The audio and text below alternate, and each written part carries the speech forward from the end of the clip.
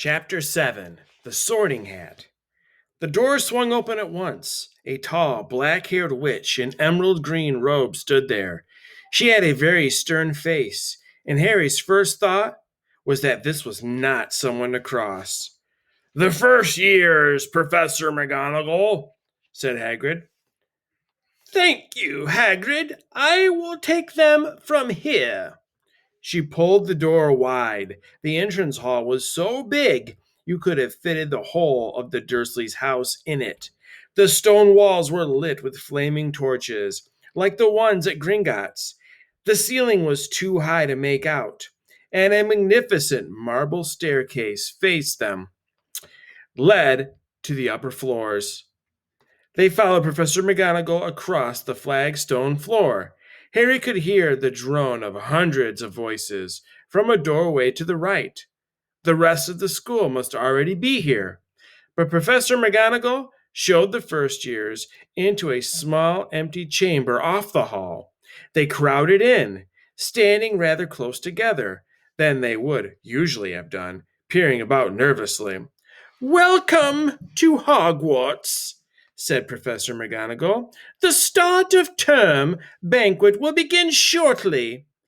But before you take your seats in the Great Hall, you will be sorted into your houses.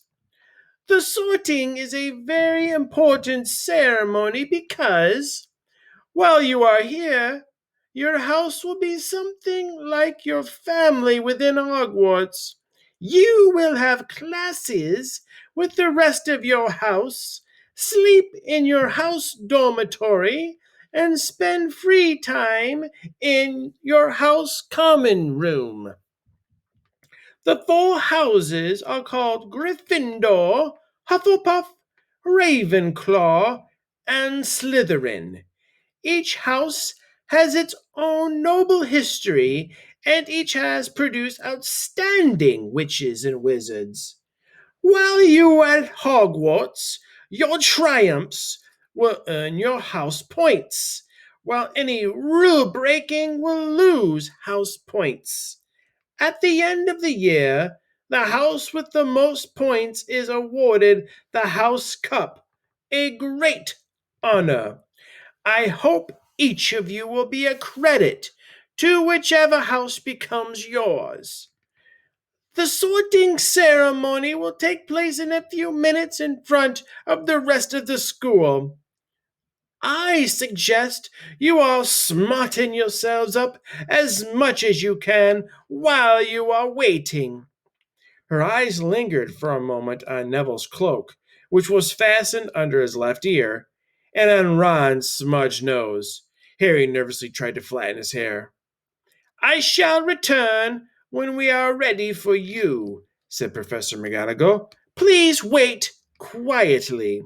She left the chamber. Harry swallowed. How exactly do they sort us into houses? He asked Ron. Some sort of test, I think. Fred said it hurts a lot, but I think he was joking. Harry's heart gave a horrible jolt. A test? In front of the whole school? But he didn't know any magic yet. What on earth would he have to do? He hadn't expected something like this moment. The moment they arrived, he looked around anxiously and saw that everyone else looked terrified too. No one was talking much except Hermione Granger, who was whispering very fast about all the spells she'd learnt and wondering which one she'd need. Harry tried hard not to listen to her. He'd never been more nervous. Never. Not even when he'd had to take a school report home to the Dursleys saying that he'd somehow turned the teacher's wig blue. He kept his eyes fixed on the door.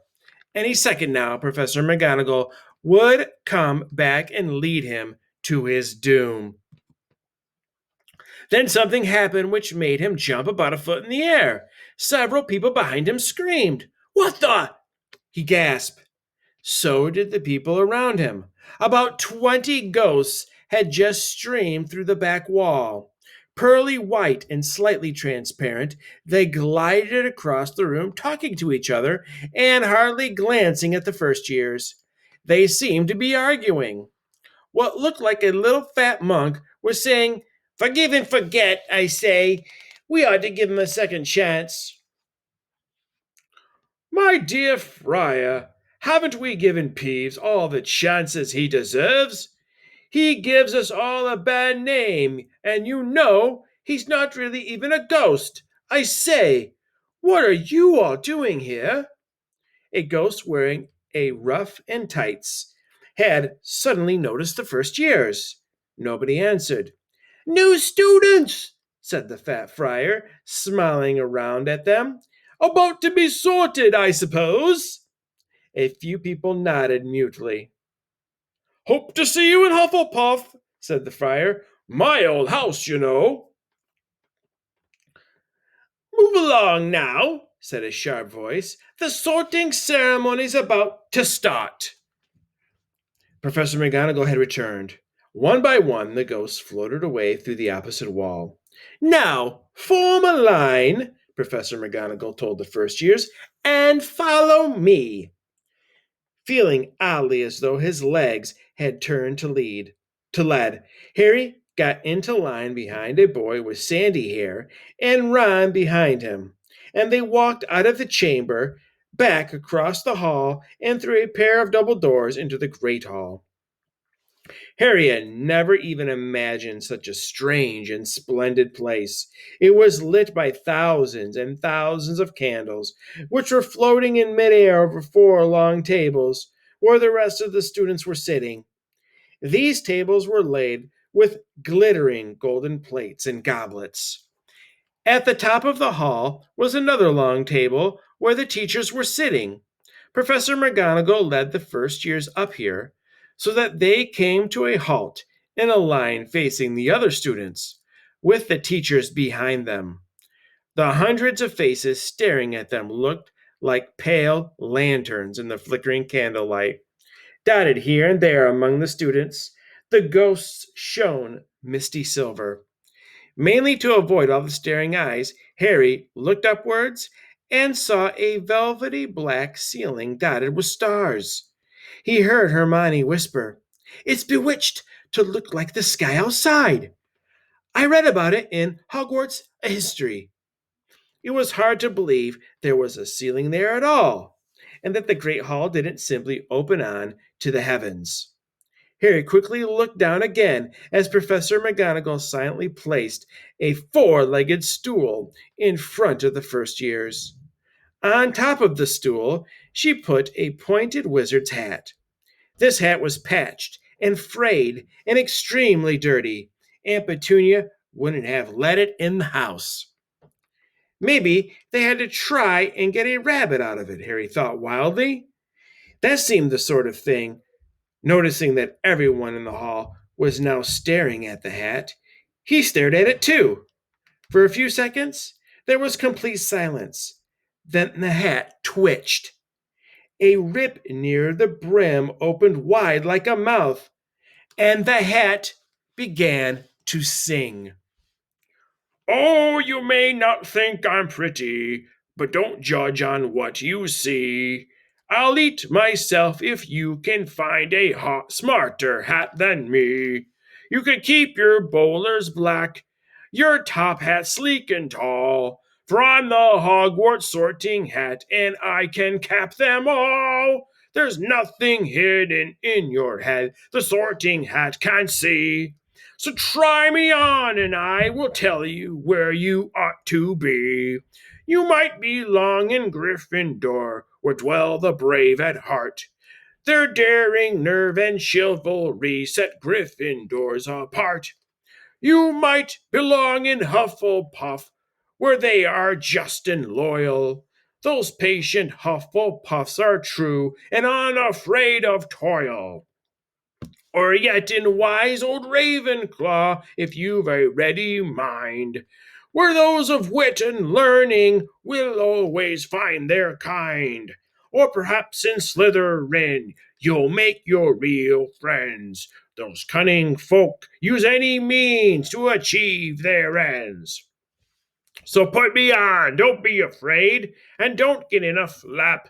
You're in safe hands, though I have none, for I'm a thinking cap. The whole hall burst into applause as the hat finished its song. It bowed to each of the four tables and then became quite still again. So we've got to try on the hat, Ron whispered to Harry. I'll kill Fred. He was going on about wrestling a troll. Harry smiled weakly. Yes, trying on the hat was a lot better than having to do a spell. But he did wish they could have tried it on without everyone watching. The hat seemed to be asking rather a lot. Harry didn't feel brave or quick witted or any of it at the moment. If only the hat had mentioned a house for people who felt a bit queasy, that would have been the one for him. Professor McGonagall now stepped forward holding a long roll of parchment. When I call your name, you will put on the hat and sit on the stool to be sorted, she said. Abbott, Hannah. A pink-faced girl with blonde pigtails stumbled out of line, put on the hat, which fell right down over her eyes, and sat down. A moment's pause. Hufflepuff! Shouted the hat. The table on the right cheered and clapped as Hannah went to sit down at the Hufflepuff table. Harry saw the ghost of the Fat Friar waving merrily at her. Bones, Susan! Hufflepuff! Shouted the hat again, and Susan scuttered off to sit next to Hannah. Boot! Terry! Ravenclaw! The table second from the left clapped. This time, several Ravenclaws stood up to shake hands with Terry as he joined them. Brockhurst, Mandy, went to Ravenclaw too, but Brown, Lavender, became the first new Gryffindor, and the table on the far left exploded with cheers. Harry could see Ron's twin brothers catcalling. Bulstrode, Millicent, then became a Slytherin. Perhaps it was Harry's imagination. After all he'd heard about Slytherin, but he thought they looked an unpleasant lot. He was starting to feel definitely sick now. He remembered being picked for teams during sports lessons at his old school. He was always the last to be chosen. Not because he was no good, but because no one wanted Dudley to think they liked him. Finch, Fletchley, Justin. Hufflepuff! Sometimes Harry noticed the hat shouted out the house at once, but at others it took a little while to decide. Finnegan, Seamus, the sandy-haired boy next to Harry in the line, sat on the stool for almost a whole minute before the hat declared him a Gryffindor. Granger, Hermione. Hermione almost ran to the stool and jammed the hat eagerly on her head. Gryffindor! Shouted the hat. Ron groaned. A horrible thought struck Harry, as horrible thoughts always do when you're very nervous. What if he wasn't chosen at all? What if he just sat there with the hat over his eyes for ages until Professor McGonagall jerked it off his head and said there had obviously been a mistake and he'd better get back on the train? When Neville Longbottom, the boy who kept losing his toad, was called, he fell over on his way to the stool. The hat took a long time to decide with Neville. When it finally shouted, Gryffindor! Neville ran off, still wearing it, and had to jog back amid gales of laughter to give it to McDougal Morag. Malfoy swaggered forward when his name was called and got his wish at once. The hat had barely touched his head when it screamed, Slytherin! Malfoy went to join his friends Crabbe and Goyle, looking pleased with himself. Moon, not Parkinson. Then a pair of twin girls, Patil and Patil. Then Perks, Sally Ann. And then at last, Potter, Harry. As Harry stepped forward, whispers suddenly broke out like little hissing fires all over the hall. Potter, did she say? The Harry Potter? The last thing Harry saw before the hat dropped over his eyes was the hall full of people craning to get a good look at him. Next second, he was looking at the black inside of the hat. He waited. Said a small voice in his ear. Difficult, very difficult. Plenty of courage, I see. Not a bad mind either. There's talent. Oh my goodness, yes. And a nice thirst to prove yourself. Now that's interesting. So where shall I put you? Harry gripped the edges of the stool and thought, Not Slytherin, not Slytherin. Not Slytherin, eh?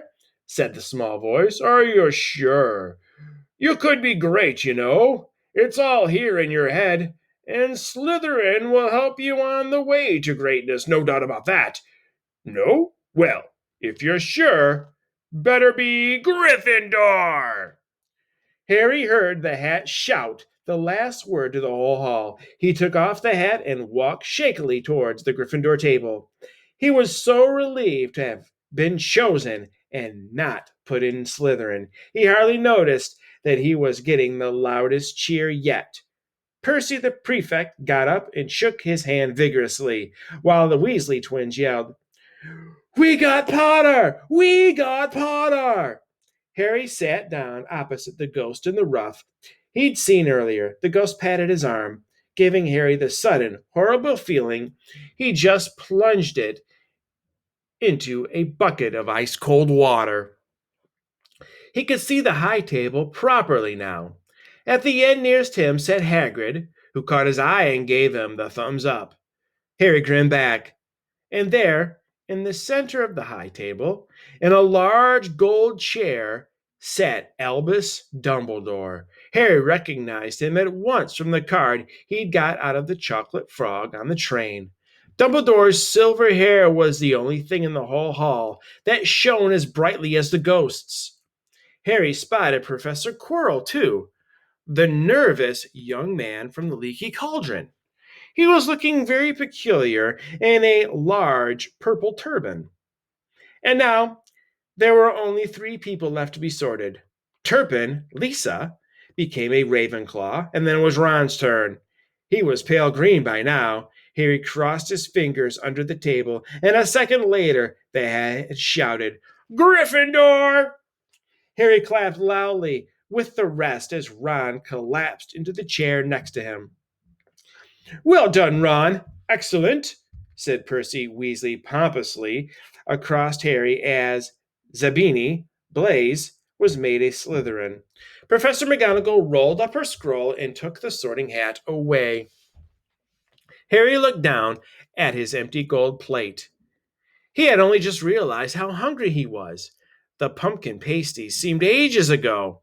Albus Dumbledore had got to his feet. He was beaming at the students, his arms opened wide, as if nothing could have pleased him more than to see them all there. Welcome, he said. Welcome to a new year at Hogwarts. Before we begin our banquet, I would like to say a few words. And here they are.